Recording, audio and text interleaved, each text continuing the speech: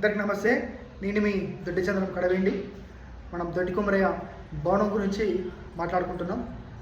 So ఆ విషయంలోనే భాగంగా అసలు దొడ్డి కొమరయ్య ఆత్మగౌరవ భవనం 5 ఎకరాల స్థలంలో కోకపేటలో కట్టించాలన్న ఆలోచన కేసీఆర్ ఎందుకు వచ్చిందంటే, గతంలో కొమరవెల్లి కాడ జరిగిన భారీ బహిరంగ సభలో దొడ్డి కొమరయ్య గురించి మాట్లాడడం జరిగింది కేసీఆర్ గారు.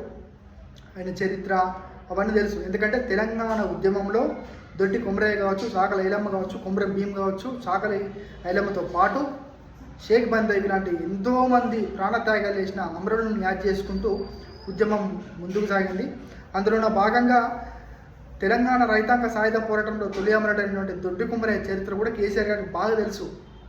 ఆయన కులం ఏంది, ఆయన వ్యవహారం ఏంది, ఆయన ఏం చేసిండు, ఎంత కొట్లాడాడు, ఆయన నేపథ్యం ఏందనే విషయం ఆయన ఉద్యమ చరిత్రలో తెలుసుకుండు.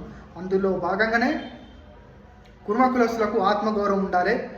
వాళ్ళ పిల్లలందరూ కూడా ఊళ్ళల్లో గొర్రెలు కాసుకుంటారు. ఆ గొర్రెలు కాసుకునే పిల్లలు కూడా హైదరాబాద్ రావాలి, ఉన్న చదువు చదవాలి, ఉన్న స్థాయికి ఎదగాలి, జీవితాలు బాగుపడాలి, వాళ్ళ జీవితాలు వెలుగులు నింపాలనే ఒక ఆకాంక్షతోటి ఏదైతే కోకపేటలో 5 ఎకరాల స్థలంలో దొడ్డి కొమరయ్య భవనం కట్టించిండు. వాళ్ళు ఆ భవనం ద్వారా డెవలప్మెంట్ ఆ భవనంలో ఫంక్షన్ హాల్సే కావచ్చు, వాళ్ళ సంఘం సభలు కావచ్చు, సంఘం మీటింగ్సే కావచ్చు, ఎడ్యుకేషన్ సంబంధించిన స్కిల్ డెవలప్మెంట్ సెంటర్ పెట్టుకొని ఆ విధంగా డెవలప్మెంట్ అవుతారని, అదేవిధంగా దాంట్లో ఎన్నో మన చరిత్రకు చాలా ఉన్నాయి. ఒగ్గు కథ కావచ్చు, ఒగ్గు కళాకారు కావచ్చు, ఇంకా ఏ చెప్పుకున్న ఒగ్గుడోలు బృందాలు కావచ్చు, వీళ్ళందరికీ కూడా శిక్షణ కేంద్రాలు కానీ ఇంకా ఏ విధంగా వాళ్ళ జీవితాలకు వాళ్ళ స్కిల్స్ ఎన్ని ఉంటే అన్ని ఉపయోగపడేలా 5 ఎకరాల స్థలంలో మీరు ఉపయోగించుకోండి, మీ జీవితాన్ని బాగుపరచుకోరనే కోణంలో ఆయన కేటాయించడం జరిగింది.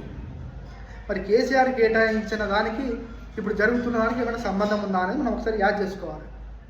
ఎందుకంటే ఆయన మీ బతుకుల్ని బాగుపరచుకోరరా అన్నారు తప్ప ఆ భవనాన్ని లీజులకు ఇచ్చుకొని, నారాయణ సంస్థలకు ఇచ్చుకొని, ది1 స్కూల్కి ఇచ్చుకొని లీజుల పేరు మీద లక్షలు దండుకోర్రి అని చెప్పలేదు, అని జీవో ఏడు చేయలేదు. జీవోలు ఏమైనా ఉంటే మీరు చూపెట్టుర్రి. మీకు దొడ్డి కొమరయ్య భవనం సంబంధించిన ఆ ల్యాండ్ విషయంలో ఎక్కడన్నా జీవోల మీరు లీజుకి ఇచ్చుకోర్రి, పైసలు దండుకోర్రి అనేవి ఎక్కడ కూడా మెన్షన్ చేయలేదు. ఏమైనా ఉంటే చూపెట్టరు, నేను దాని సిద్ధమే. మీరేం చేస్తుర్రు? కేసీఆర్ దేనికైతే కేటాయించో దానికి విరుద్ధంగా మీరు వ్యవహరిస్తున్నారు. దాన్ని లీజుకి ఇచ్చుకుంటాం, దాన్ని ఇంకేమైనా చేసుకుంటాం, అమ్ముకుంటాం, దానికడికి ఎవరు రావద్దు. మేము గతంలో కొంతమంది టీం పోయినప్పుడు, కుటుంబ సభ్యులు కొంతమంది టీం పోయినప్పుడు దాడులు జరిగినాయి. మీరు రావద్దు, మా పర్మిషన్ తీసుకోవాలి. ఏంది ఇది? నాకు అర్థం కాలే మీ వ్యవహారం. సో ఇప్పుడు మీరు నారాయణ సంస్థలు కట్టబెట్టడం ఏందనేది ఇది చాలా దుర్మార్గమైన చర్య. ఇది జాతి కాదు కదా, తెలంగాణ సమాజం కూడా మిమ్మల్ని క్షమించదు. సో దయచేసి దాన్ని తప్పకుండా మీరు వెనక్కి తీసుకోవాలని మనస్ఫూర్తి కోరుకుంటున్నా. అనవసరంగా చిలికి గాలివానలా తీసుకోకర్రి. ఏదైతే ఇప్పుడు అగ్ని దావాల మండుతుంది, ఆ మంటలో మీరు కాలిపోకర్రి, బూడిద కాకుండా నేను మనస్ఫూర్తి కోరుకుంటాను. ఎందుకంటే మనందరం ఒకటే కాబట్టి, అందరం అన్నదమ్ములే కాబట్టి మనస్ఫూర్తి కోరుకుంటాం. మనకు పంచాయతీ వద్దు. ఇన్ని రోజులు గతంలో కూడా మీరు ఏం చేశారు కూడా అన్నీ తెలుసు జాతికి. అయినా ఏమనలే. కానీ దొడ్డి కొమరయ్య విషయానికి జోలికి వస్తే మాత్రం తస్మాత్ జాగ్రత్త. దొడ్డి కొమరయ్య విషయాన్ని జోలికి వస్తే ఎవడు ఊరుకోడు. తెలంగాణ సమాజం కూడా కట్టకట్టుకొని వస్తుంది, మీ మీద దండు కడుతుంది, దండార మోగిస్తుంది, డప్పులు మోగిస్తుంది, మీకు డప్పులు వాయిస్తుంది చేస్తుంది. తస్మాత్ జాగ్రత్త అని కూడా చెప్తున్నాం. ఎందుకంటే ఆషామాషి కాదు దొడ్డి కొమరయ్య అంటే. దొడ్డి కొమరయ్య చరిత్ర ఆషామాషి కాదు. తెలంగాణ రైతాంగ సాయుధ పోరాటంలో దొరలు పెత్తందారులకు వ్యతిరేకంగా సాగిన యుద్ధంలో దొడ్డి మల్లయ్య కావచ్చు, దొడ్డి కొమరయ్య కావచ్చు,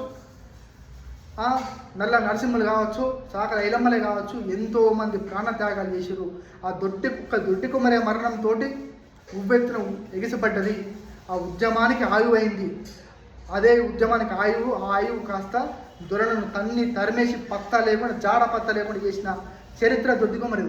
అలాంటి దొడ్డి కొమరయ్య కోసం కేటాయించిన భవనం సంబంధించిన ల్యాండ్ని ఎవడో ఆంధ్రోనికి మీరు కేటాయిస్తారా? ఆంధ్రోని కాళ్ళ కింద పెడతారా? మీరు ఏమనుకుంటారు మీరు? అందుకే జాగ్రత్తగా ఉండాలని మనస్ఫూర్తి కోరుకుంటారా. ఇప్పటికైనా దాన్ని వెనక్కి తీసుకుంటారా లేదా అనేది సమాధానం చెప్పాలి.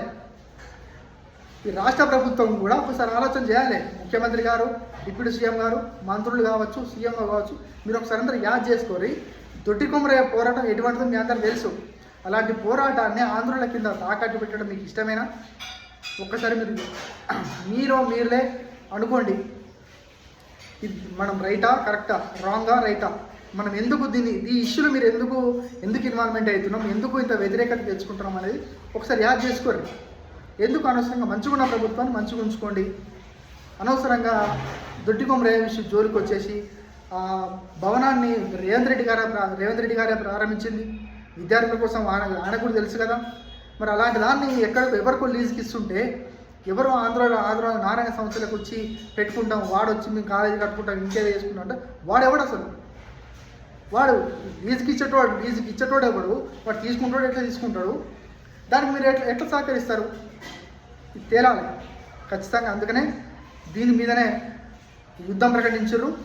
ఆ యుద్ధం మారుమోగబోతుంది. గల్లీ నుంచి దండోరా కదులుతారు. మీకు ఆ యుద్ధం ఏందో, ఏ యుద్ధం ప్రకటించారో నెక్స్ట్ వీడియోలో మీకు చెప్తా. అందరికీ ఉంటా. జై తెలంగాణ.